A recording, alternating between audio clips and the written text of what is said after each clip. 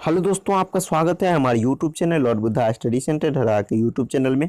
तो दोस्तों, आज मैं सुरेंद्र कुमार आपके लिए समान विज्ञान अचीवमेंट पब्लिकेशन से जीएस का पेपर लेकर आया हूँ। उसमें भी आपका वन लाइनर क्वेश्चन इस वीडियो में डिस्कशन करेंगे। तो आज के वीडियो में डिस्कशन जो करेंगे दोस्तों, उसमें 62 प्रश्न करेंगे और इससे पहले आपको मैं 75 प्रश्न का अपडेट दे दिया है। यदि नहीं देखें तो इसका लिंक आपको डिस्क्रिप्शन में मिल जाएगा।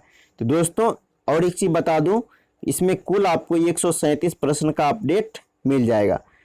और इसी सेक्टर से आप यदि उल्टाएंगे लुसेंट सामान्य ज्ञान, तो उसमें देखिए आपको मात्र 51 प्रश्न देखने को मिल सकते हैं और नए बुक में इससे ज़्यादा आपको देखने को भी मिल सकता है। और दोस्तों, इसके अलावा 137 प्रश्न तो करवाएंगे ही, और साथ में ऑब्जेक्टिव का 140 प्रश्न का अपडेट आपको अगले वीडियो में मिल जाएगा।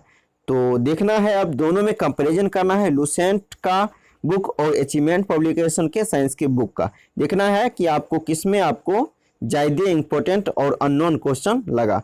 तो चलिए, अब आपको उसके लिए कमेंट करना है इस बुक के बारे में कैसा लगा। चलिए पहले प्रश्न करते हैं, बेकेलाइट थर्मोसेटिंग प्लास्टिक का क्या है?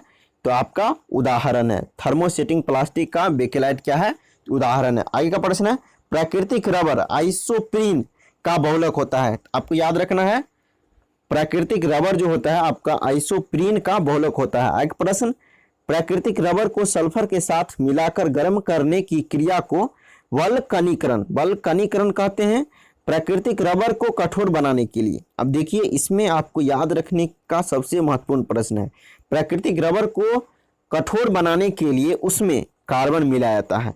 तो कार्बन के बारे में चर्चा करते हैं। कार्बन का जो परमाणु संख्या होता है वो होता है आपका 6 होता है, और इसकी संयोजकता कितनी होती है? 4 होती है। आगे का प्रश्न देखिए, नायलॉन मानव द्वारा संश्लेषित किया गया पहला रेशा था। तो इसमें याद रखिएगा, नायलॉन जो है मानव द्वारा संश्लेषित किया गया पहला रेशा है। आगे का प्रश्न, एंथ्रासाइट कोयला का सबसे उत्तम किस्म है। बिटुमिनस जो होता है कोयले को घरेलू, तो बिटुमिनस को घरेलू कोयले के नाम से भी जाना जाता है। आगे प्रश्न, ईंधन का ऊष्मीय मान उसकी कोटि का निर्धारण करता है। तो ईंधन का ऊष्मीय जो मान होता है उसका किसका निर्धारण करता है? कोटि। कोटि का मतलब होता है आपका गुण, उसके गुण का निर्धारण करता है। अब चलिए आगे का प्रश्न। आगे का प्रश्न आपका, एलपीजी अत्यधिक ज्वलनशील होती है, अतः इससे होने वाली दुर्घटना से बचने के लिए उसमें सल्फर के यौगिक को मिला देते हैं। सल्फर के यौगिक मिला देते हैं ताकि इसके रिसाव को इसकी गंध से पहचान लिया जाए।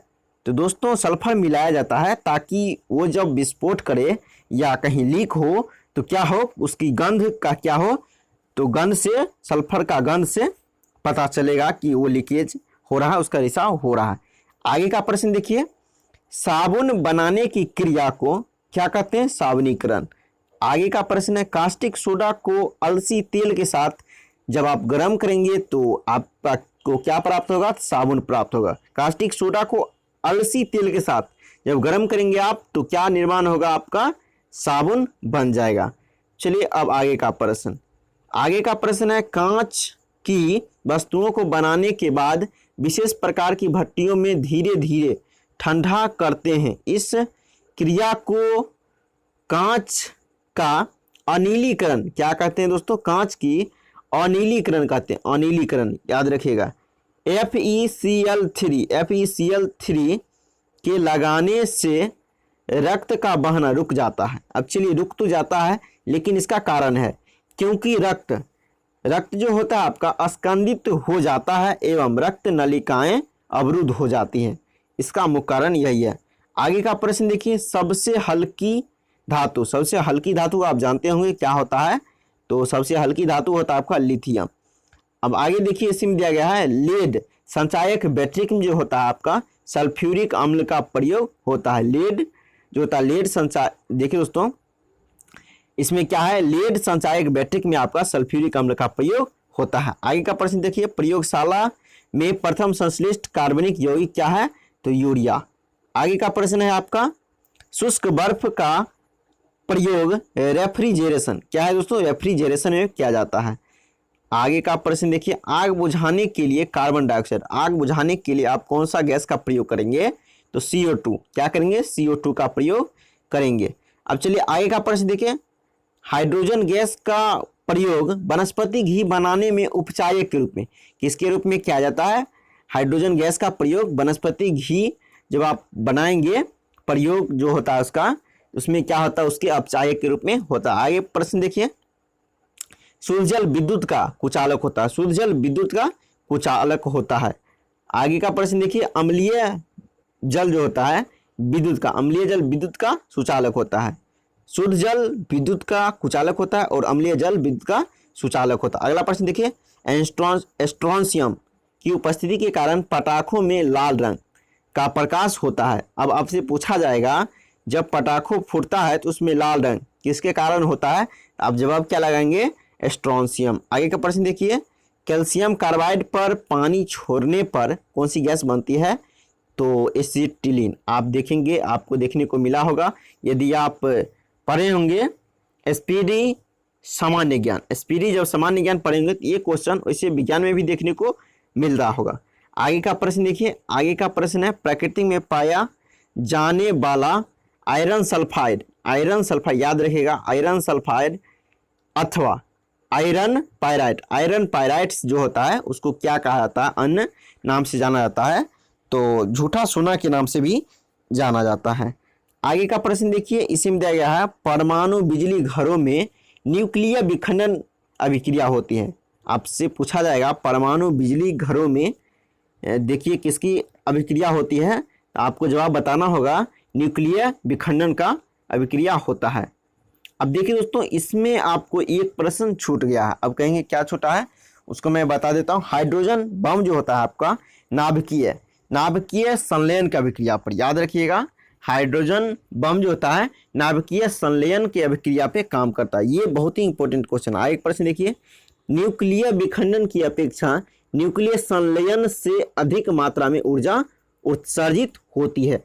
अब चलिए आगे का प्रश्न, साधारण जल के दीर्घकालिक विद्युत अपघटन द्वारा भारी जल बनता है। तो भारी जल कैसे बनता है उसको बारे में ध्यान सुनिए।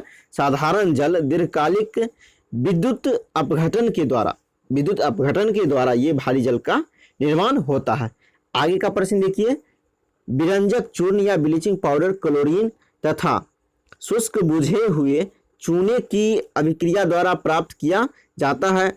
इसका प्रयोग याद रखिए दोस्तों, इसका प्रयोग चीनी को साफ करने में।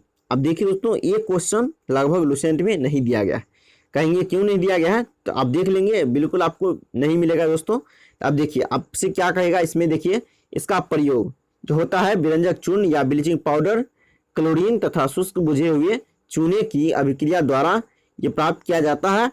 अब इसका प्रयोग जो होता है चीनी को क्या करने के लिए? सफेद करने के लिए किया जाता है। आगे का प्रश्न देखिए, एसिटिलीन गैस का उपयोग कपूर बनाने, प्रकाश उत्पन्न करने, कृत्रिम रबर बनाने, वेल्डिंग करने, रेशमी कपड़े तथा एसिटिक अम्ल बनाने में किया जाता है। आगे का प्रश्न देखिए, आगे का प्रश्न आपका, सुहागा या बोरेक्स का उपयोग कांच, दियासलाई, धातुओं की जोड़ाई तथा चीनी मिट्टी के बर्तन आदि बनाने में किया जाता है। आगे का प्रश्न देखिए, नौसादर का रासायनिक नाम क्या होगा? तो आपको याद रखना है अमोनियम क्लोराइड। नेक्स्ट प्रश्न आपका, खाने के सोडा का रासायनिक नाम क्या है? तो सोडियम बाइकार्बोनेट। याद रखिएगा, खाने का सोडा का रासायनिक नाम क्या है? तो सोडियम बाइकार्बोनेट। इसका उपयोग ठंडे पेय बनाने तथा आग बुझाने के संयंत्रों में काम किया जाता है। आगे का प्रश्न देखिए, पौधे नाइट्रोजन गैस को नाइट्रेट के रूप में ग्रहण करते हैं। ये देखिए, याद रखिएगा दोस्तों, क्या याद रखिएगा, पौधे जो होता है नाइट्रोजन गैस को किसके रूप में ग्रहण करता है? देखिए आपको देखने को मिलेगा ऐसा प्रश्न, नाइट्रेट के रूप में प्राप्त ग्रहण करता है। आगे का प्रश्न, बेंजीन या पेट्रोल का प्रयोग जो होता है निर्जल धुलाई के लिए भी किया जाता है।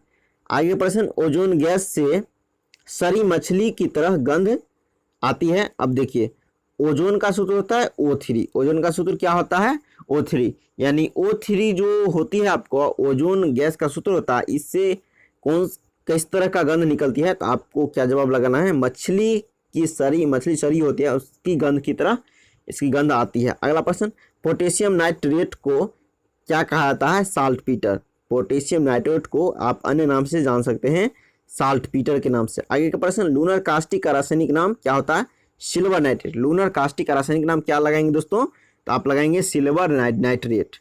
आगे का प्रश्न देखिए, आगे का प्रश्न है आपका, प्रश्न है लोहे में जंग लगना।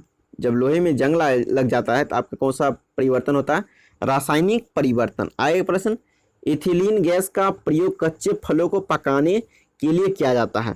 तो दोस्तों इसमें आपसे क्वेश्चन पूछा जा सकता है, कच्चे फलों को पकाने के लिए किस गैस का प्रयोग करते हैं आप। तो देखिए इसमें दो आपका उत्तर हो सकता है।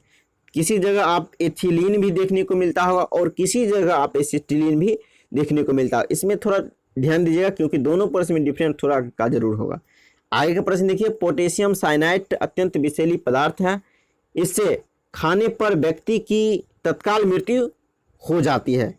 क्या होता है, जब आप ये खा लेंगे तो ये विषैली पदार्थ है, तो इससे आपको पोटेशियम साइनाइड से आपकी मृत्यु हो सकती है। आगे का प्रश्न देखिए, जल में नमक का मिश्रण ये क्या है, भौतिक परिवर्तन है। जल में नमक का मिश्रण जो होता है आपका भौतिक परिवर्तन। आगे प्रश्न देखिए, फॉस्फोरस। फॉस्फोरस जो क्या है, हवा में जलता है, याद रखिएगा फॉस्फोरस हवा में जलता है। आगे प्रश्न देखिए, शुद्ध जल में थोड़ी मात्रा में अम्ल मिला देने पर वह विद्युत का क्या हो जाता है। जब शुद्ध जल में जब आप थोड़ा अम्ल मिला देंगे तो वो विद्युत का, याद रखिए दोस्तों, विद्युत का सुचालक हो जाता है। मोनाजाइट किसका, देखिए दोस्तों मोनाजाइट कहता है, तो देखिए इसके बारे में देखते हैं। मोनाजाइट जो है आपका रेडियो एक्टिव खनिज है और आपसे पूछा जाएगा मोनाजाइट किसका आयस क्या है, तो इसमें क्या आंसर लगाएंगे, मोनाजाइट थोरियम। मोनाजाइट थोरियम, याद रखिएगा मोनाजाइट किसका आयस क्या है, थोरियम का। और देखिए ये क्या, मोनाजाइट एक प्रकार का क्या है, रेडियो एक्टिव खनिज भी है। अब देखिए आगे का प्रश्न, आगे का प्रश्न है आपका, जिंक ऑक्साइड को जस्ते का फूल। जिंक ऑक्साइड को क्या कहते हैं, तो जस्ते का फूल कहते हैं। याद रखिए दोस्तों, जिप्सम का जलीय कैल्शियम सल्फेट होता है। जिप्सम क्या होता है, जलीय कैल्शियम सल्फेट होता है, जलीय कैल्शियम सल्फेट होता है।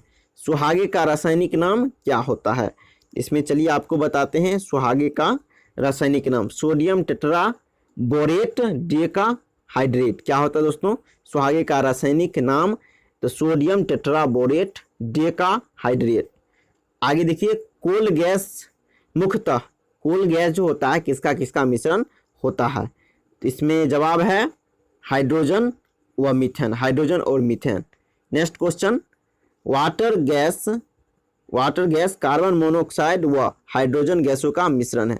आपसे पूछा जाएगा वाटर गैस किसका मिश्रण है, तो कार्बन मोनोऑक्साइड और हाइड्रोजन का मिश्रण आपको क्या है, वाटर गैस। अगला प्रश्न देखिए, पोटेशियम डाइक्रोमेट हरा रंग उत्पन्न करता है। पोटेशियम डाइक्रोमेट जो होता है आपका कौन सा रंग उत्पन्न करता है, तो हरा रंग, याद रखिएगा। आगे का प्रश्न देखिए, हड्डियों में 85% क्या होता है, फॉस्फोरस होता है। हड्डियों में 85% फॉस्फोरस होता है। चलिए नेक्स्ट प्रश्न, क्लोरीन, ब्रोमीन, आयोडीन एवं फ्लोरीन आदि हैलोजनों में फ्लोरीन सर्वाधिक क्रियाशील। फ्लोरीन सबसे क्या है, सर्वाधिक आपका क्रियाशील है। आगे प्रश्न देखिए, क्लोरीन गैस फूलों की रंग को क्या करता है, फूलों की रंग को उड़ा देता है। कौन सा गैस, तो क्लोरीन गैस। नेक्स्ट क्वेश्चन देखिए, नेक्स्ट क्वेश्चन है आपका, इस्पात में 0.5% से 1.5% तक क्या होता है, कार्बन का मात्रा होता है। आगे का प्रश्न, ओजोन सूर्य से आने वाले पराबैंगनी किरणों को क्या करती है, रोकती है। याद रखिएगा दोस्तों, ये जो होता है, यदि आपको पृथ्वी पर क्या हो दोस्तों, पराबैंगनी किरण आए तो आप इससे किस तरह का बीमारी से प्रभावित होंगे, तो देखिए मुख्य रूप से त्वचा का बीमारी, मुख्य रूप से त्वचा का बीमारी से प्रभावित होने लगेंगे। आगे प्रश्न देखिए, आधुनिक आवर्त सारणी का निर्माण किसने किया, तो मौसली ने। आधुनिक आवर्त सारणी का निर्माण मौसली के द्वारा किया गया। आगे प्रश्न, हीलियम को छोड़कर सभी अक्रिय गैसों की बाह्यतम कक्षा में 8 इलेक्ट्रॉन होते हैं ओनली, किसको छोड़ के दोस्तों? तो आप याद रखिएगा, हीलियम को छोड़ के। हीलियम को छोड़ के सभी अक्रिय गैस की बाह्य कक्षा में यानी अंतिम कक्षा में 8 इलेक्ट्रॉन आपको देखने को मिल सकता है। आगे का प्रश्न देखिए, आगे का प्रश्न है आपका, सहसंयोजकता में इलेक्ट्रॉनों की बराबर साझेदारी होती है। सहसंयोजकता तभी संभव है जब इलेक्ट्रॉनों की बराबर की साझेदारी हो। आगे का प्रश्न, ऑक्सीकरण में इलेक्ट्रॉन, ऑक्सीकरण में इलेक्ट्रॉन जो होता है उसका क्या होता है? पृथक होता है। आगे का प्रश्न, कोयले की खानों में मीथेन गैस निकलती है। याद रखना है, कोयले की जो खान होती है उसमें आपको निकलता है कौन सा गैस? तो आपको गैस निकलता है मीथेन, और इसे मीथेन को ही मार्स गैस कहते हैं। आगे का प्रश्न, भारी जल का उपयोग न्यूट्रॉन मंदक व ट्रेसर के रूप में किया जाता है। अब चलिए भारी जल के बारे में ध्यान से सुनना है आपको। भारी जल का अनुसूत्र होता है D2O और इसका खोज 1932 ईस्वी में यूरे एवं वासवर्ण नामक वैज्ञानिक के द्वारा किया गया। आगे का प्रश्न, ओजोन गैस जो है चांदी की चमक को काला रंग में बदल देता है। याद रखिएगा, ओजोन गैस चांदी की चमक को काला रंग में परिवर्तित कर देता है। तो आगे का प्रश्न देखिए, और एक चीज बताओ दोस्तों, ओजोन लेयर जो होता है आपको पाराबैंगनी किरण किससे बचाती है? ओजोन लेयर पाराबैंगनी किरण से बचाती है। जो पाराबैंगनी किरण से बचाती है वो क्या है? पाराबैंगनी किरण यदि पृथ्वी पर आए तो मनुष्य को त्वचा का बीमारी होना बिल्कुल स्पष्ट हो जाएगा। आगे का प्रश्न देखिए, सोडियम धातु जल से क्रिया करके, जल से सोडियम जो जल से के साथ क्रिया करेगा तो क्या देखिए कौन सा गैस निकलेगा? हाइड्रोजन गैस को निकलती है उस स्थिति में। और एक चीज बता दूं, सोडियम को आपको किस में रखा जाता है? तो सोडियम को किरोसिन तेल में। याद रखिएगा, सोडियम को किरोसिन तेल में, और इसमें देखिए एक और होता है फास्फोरस को रखा जाता है आपको जल में। याद रखिएगा, सोडियम को किरोसिन तेल में और फास्फोरस को जल में रखा जाता है। अगला प्रश्न, मैग्नेटाइट लोहे का अयस्क है। मैग्नेटाइट जो है लोहे का अयस्क है। आगे का प्रश्न, कृत्रिम सुगंधित पदार्थ बनाने में एथिल एसीटेट क्या है दोस्तों? एथिल एसीटेट का प्रयोग किया जाता है। तो दोस्तों आज के इतना, फिर मिलेंगे नेक्स्ट वीडियो में, तब तक के लिए जय हिंद।